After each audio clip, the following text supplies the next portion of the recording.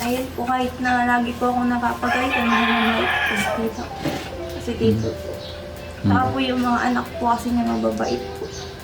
Parang tinuring din talaga po akong anak. Kahit po ano.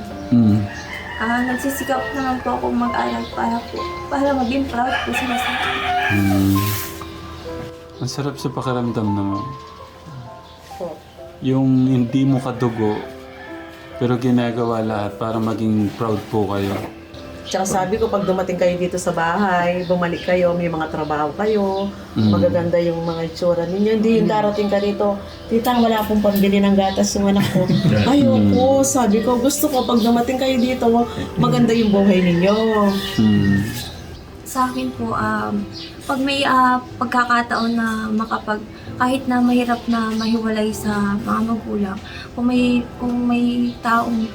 may binigay si Lord na parang tutulong sa'yo, iano mo na kasi yun yung magbibigay sa'yo ng pagkakataon para matupad mo yung mga pangarap mo. Kahit na mahirap, siyempre hindi naman, kadaming pagsubok, pero magsikap ngayon yung pag-aaral. Yun yung nga yung best na maano yung pag-aaral talaga kasi yun yung parang nagiging sandata mo.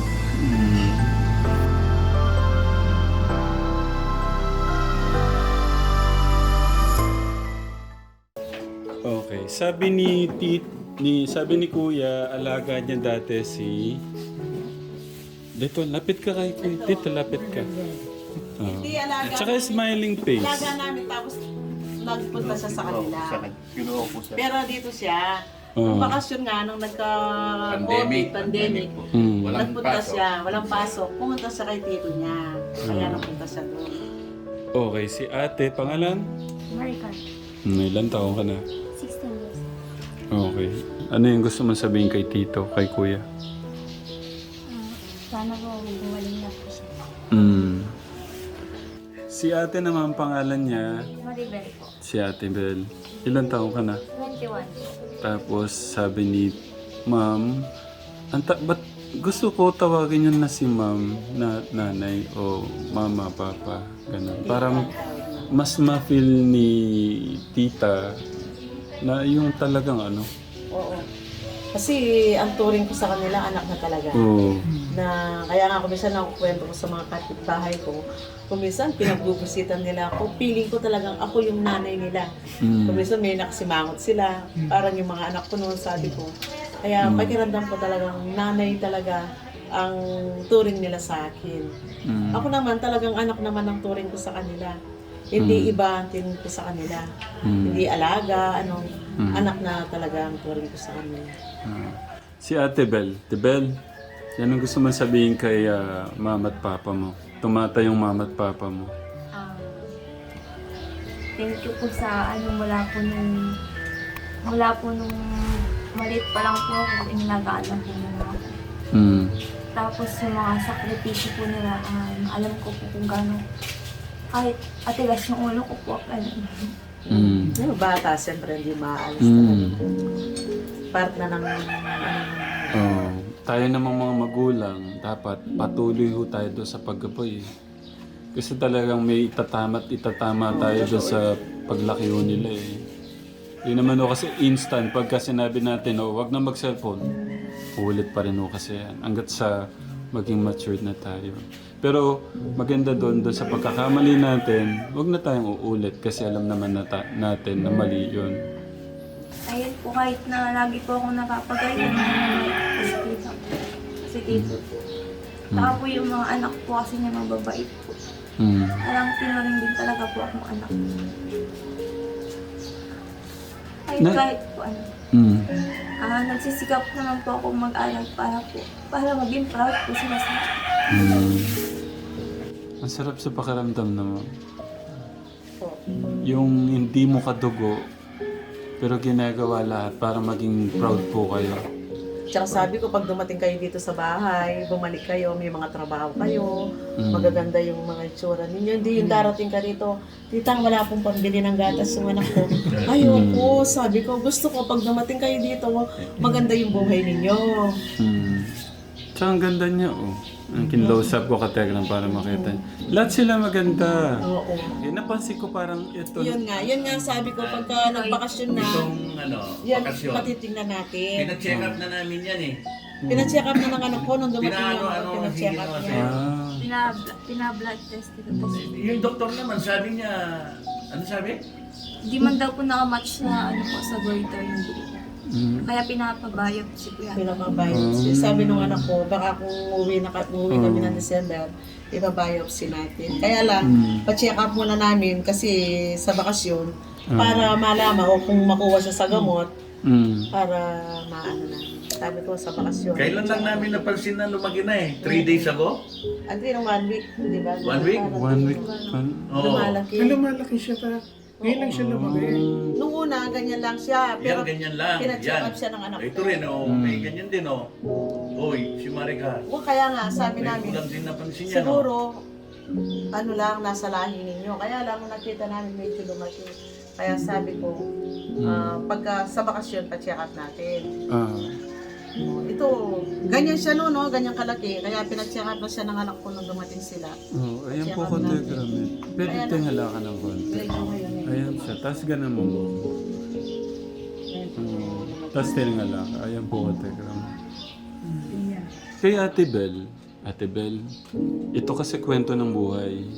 Ano yung sa tingin mong may isi-share mong aral sa mga kabataan? Sa akin po, pag may pagkakataon na kahit na mahirap na mahiwalay sa mga magulang, kung may binigay si Lord na parang tutulong sa'yo, iano mo na kasi yun yung magbibigay sa'yo ng pagkakataon para matupad mo yung mga pangarap mo. Kahit na mahirap, siyempre hindi naman, kadaming pagsubok, pero magsikap ngayon yung pag-aaral. Yun yung nga yung best na maano yung pag-aaral talaga kasi yun yung parang nagiging sandata mo. Yung galing. Okay, wag sayangin yung pagkakataon. Pagyamanin, pag-ingatan. Si ate naman. Ang gusto ko sa kanila, smiling face. Diyan yata yung magkakaproblema kay ate. Sige na ate. Pero super bait yan. Super bait. Super Yeah. bait yan. Yan ang super bait. Sa tao naman, talagang When it comes sa nursery. magka-diabetes ka sa sweetness. Mabait ito. Nursery. Nursery. The best. The best. Sige na. Gusto ko dito ano eh. Veterinary. Bumubuhay ng patay na mga alaga ko eh. Ano yun? Pag may nakita siyang may sakit sa mga alaga ko, makikita ko yan, ginagaya niya. Lover siya. Okay. Ang daming aral na napulot ngayon eh, no? Hindi yung kay Kuya, ang ganda rin. Ito talaga. Aral din Hindi, ng... Kuya, ano ba yung naramdaman mo kaagad nung naaram mo yung sakit na yan? Yung hindi mo pa pinapansin. Ano yung nanibago ka ba? Parang Yung hingal. hinihinga lang. Oo, matindi po yung hingal. Tapos Mabilis mabagot. Mabilis. Yung likod mo ba? Ano ba nararamdaman? Wala naman po. Walang sakit, gano'n. Ang problema lang po kapag hihiga ka po gano'n, nalulunod ka po. Yun lang, hindi ka makatulog. Siguro kailangan din gawin, kuya, yung pa-check up kagad. Nagpapacheck up siya sa art center. Hindi, gaya ko po kasi. Parang may masakit sa likod ko. Ayun, parang, tsaka na lang. Baka ikaw ba, anak? Yung tubo pala natin sa puso. Dapat, korban. Yung dalawa, medyo na. Dalawa, yung isa masigit na. Parang cholesterol po yung babara dyan. Yung isa, medyo nahahaba na.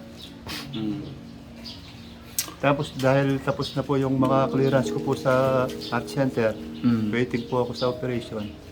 Masyado pong matagal yung paghihintay ng follow-up check-up. Minsan after 4 months. Tapos kung minsan, yung mga, hindi ko na po inaano.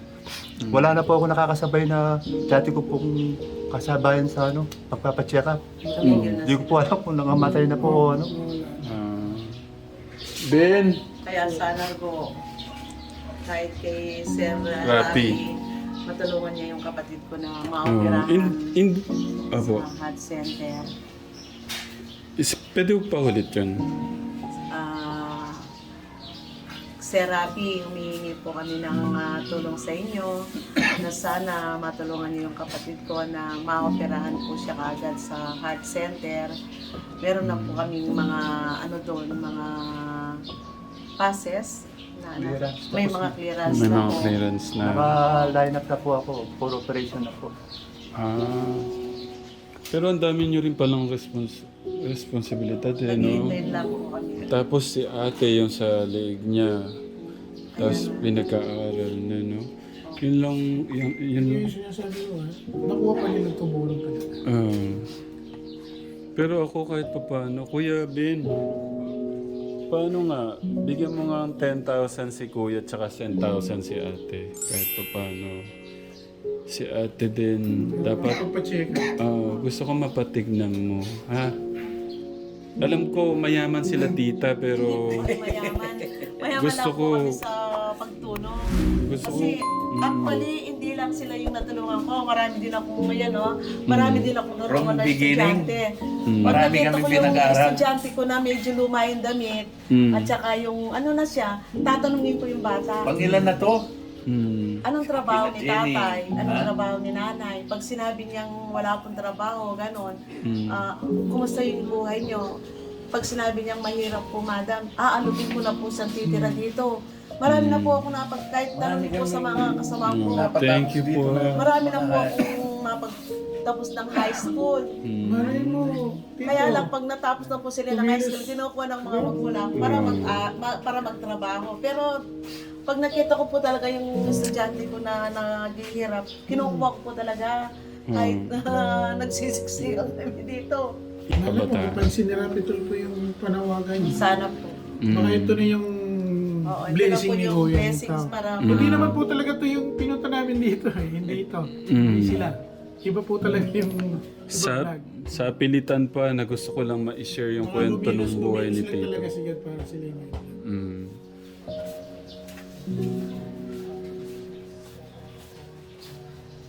Tsaka welcome, 10,000 kay Kuya. Pandagdag man lang Kuya, no? blessings. Yung ano. Ayan. Hindi ko man maibigay lahat, pero galing yan sa puso ko. Galing kay God. Okay. Sa'yo din ate ha. Lalo kasi maano yung ano natin lalo na sa babae.